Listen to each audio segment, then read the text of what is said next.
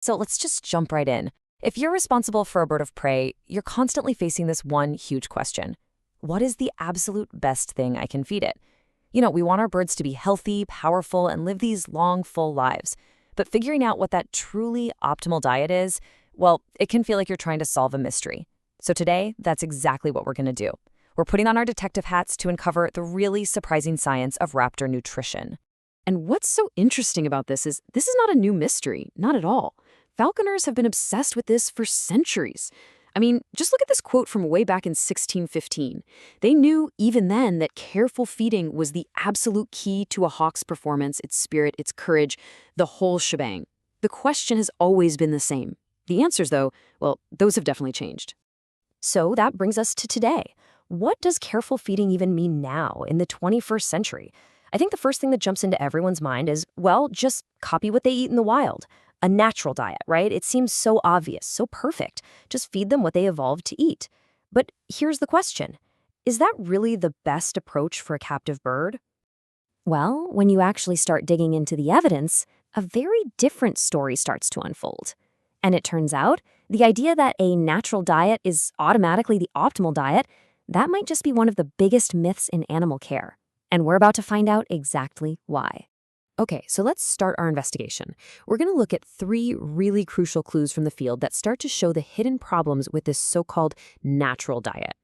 So here's our first clue, and honestly, it's a shocking one. Out there in the wild, for pretty much every raptor species that's been studied, more than half of the young birds die in their first year. And one of the biggest culprits? Malnutrition.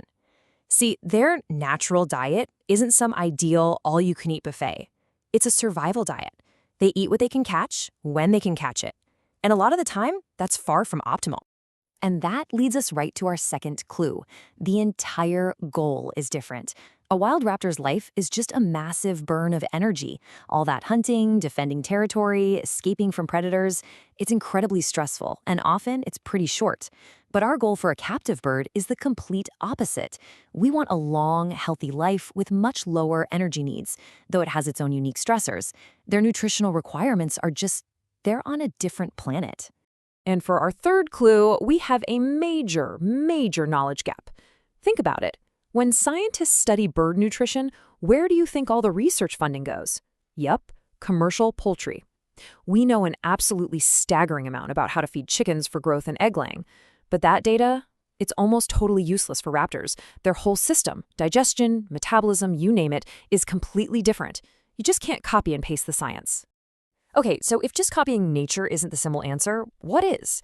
Well, let's start analyzing the evidence we do have. We're going to take a look inside the typical falconer's larder and see what the data tells us about the most common food sources. All right, let's look at the data. And right away, this chart kind of busts a common myth. A lot of people figure mice are this perfect, natural food source. But if you look at the protein content here, this is measured as a percentage of the dry matter, you can see that the day-old chick on the left is way higher in protein than the mouse on the right. And while you can't see it on this specific chart, other data shows mice can be surprisingly fatty. That combo of lower protein and higher fat can actually lead to problems, especially for young, growing birds. So here's the bottom line. Not all prey is created equal.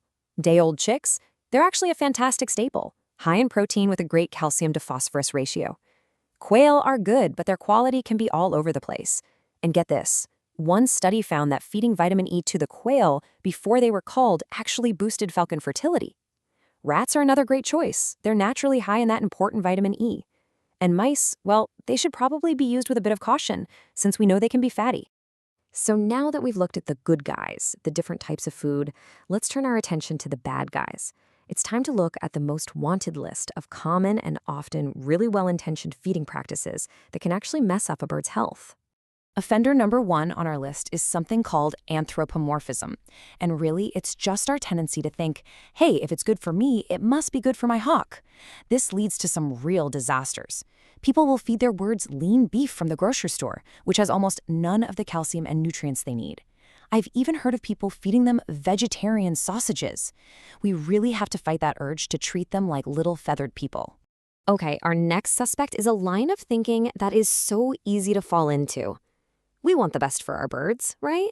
So we go out and buy supplements, and we think, if a little pinch of this vitamin powder is good for them, then Obviously, more is better. But no, wrong. This is a huge, huge mistake. There was this one study at the Houston Zoo that found a pinch could weigh anything from a tiny zero point 0.1 grams to a massive 1.9 grams. Oversupplementing can be straight up toxic. And because some vitamins compete with each other for absorption in the body, giving too much of one can actually cause a deficiency in another.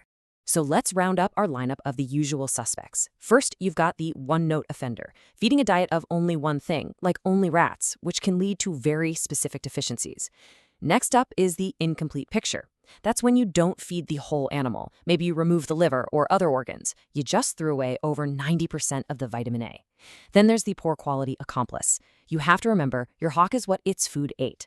And finally, you have the sunshine bandit. That's poor husbandry, like keeping a bird inside all the time without unfiltered sunlight. It robs them of their ability to make their own vitamin D3, and that can lead to bone problems no matter how perfect the diet is.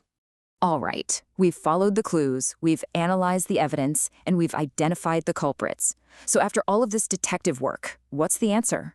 What is the golden rule for finally solving this mystery of raptor nutrition? So here it is, the big reveal. And this diagram really helps pull it all together. There is no single magic food. The optimal diet isn't a simple prescription. It's this dynamic, moving interaction. As you can see, you've got factors about the bird itself, its size, its metabolism, and those interact with its environment and what stage of life it's in. All of that stuff influences its central food requirement, which is also affected by the quality of the food and how you prepare it. The real secret is learning how to balance all of these interconnected pieces. So I'll just leave you with this one last thought. When we look at our birds, the question we really need to ask ourselves isn't just, what should I feed it? It's a much deeper question, and it takes us right back to the very start of our investigation. Are we feeding for mere survival, like that bird out in the wild? Or are we using this knowledge to help them truly optimally thrive? That is the essence of careful feeding.